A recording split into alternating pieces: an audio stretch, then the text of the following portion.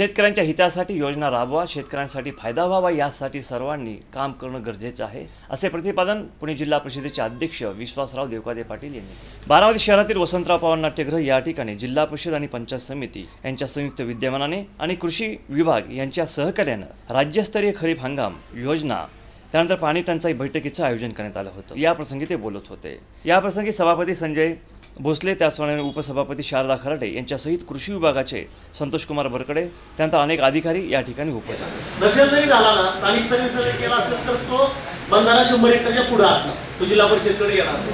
त्यामुळं स्थानिक स्तराला सांगता येईल। आता जिल्हाधिकारी महोदयांनी अजून सुद्धा 15-16 आता कसं झालंय 15-16 आणि 16-17 मध्ये कामं सगळी झाली।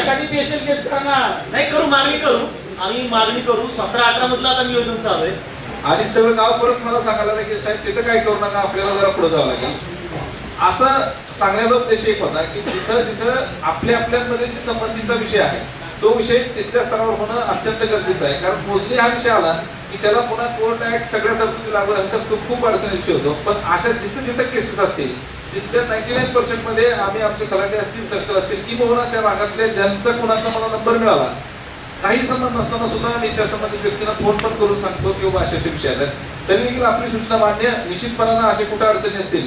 आज मला दादांना सांगायला हरकत नाही की साबळेवाडीच्या ठिकाणी सुद्धा आमचे सर्कल ऑफिसर जाऊन तिथलाही विषय सॉर्ट आउट केला। तर जिल्हा नियोजन कमिटीच्या काही सदस्य आपल्याकडे जिल्हा झडपीकडे घ्यायच्या त्याचा जेवढा जास्त निधी तुम्हाला मी उद्या त्यांना पत्र देतोय की बाबा आमचे जे सदस्य आहेत त्या कमिटीचे निवडणूक लावावे म्हणून, म्हणजे कलेक्टर साहेबाला।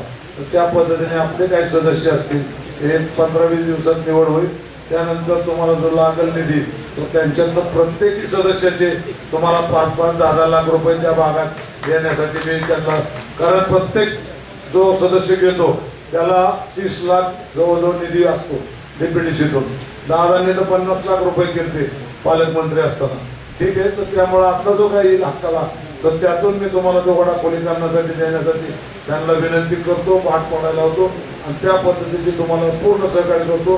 मी गत वर्षी तुम्हाला डीपीडीसीतून 5 लाख रुपये दिले आता तरी, पण आधी त्यांना परत सांगू आम्ही थोडंसं पाठपुरावा करतो, ते माफच झालं पाहिजे याचा आम्ही प्रयत्न करतो।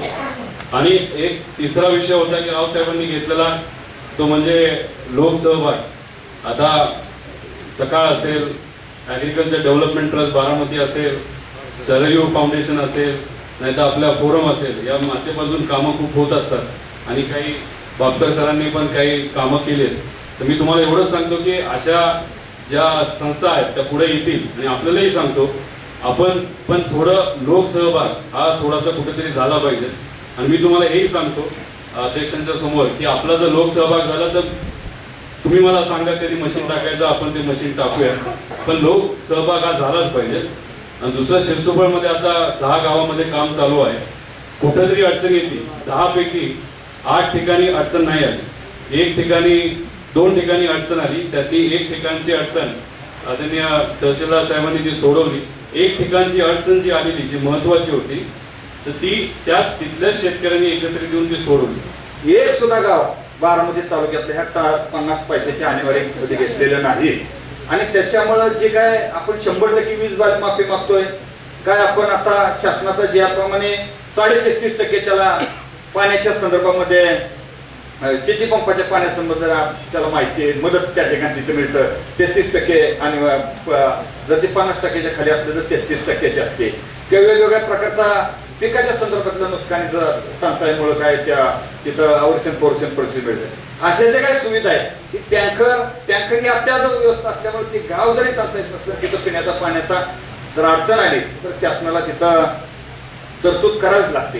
प्रथमतः शासनाने की आपलं एक सुद्धा बारामती तालुक्यातलं गाव या 50% पैशाच्या आणीबाणीमध्ये घेतलं नाही, त्याबद्दल मी नाना तिथं शासनाचा सरकारचा निषेध या ठिकाणी व्यक्त करतो। आणि त्याच्यामुळे आपल्या अनेक आपण टंचाईची मीटिंग घेतोय, सगळं त्याच्या उपाययोजना करतोय की टँकरच्या अध्यक्षांनी सांगितलं, त्यांनी परवा सुद्धा चर्चा झाली की त्यांनी लगेच ते ॲडिशनल कलेक्टर साहेब काळे साहेबांना फोन करून 7चा प्रस्ताव होता, लगेच तुम्ही सांगितलं की 7चा टँकरचा प्रस्ताव मिळाला। परंतु सर शासनाच्या वतीने आता तुम्ही जे केलेलं आहे फार मोठ्या प्रमाणात जी गावात गेल्यानंतर टंचाई भासते, टँकर आपण देतोय, कागदावाकडेवर आपण धावतोय।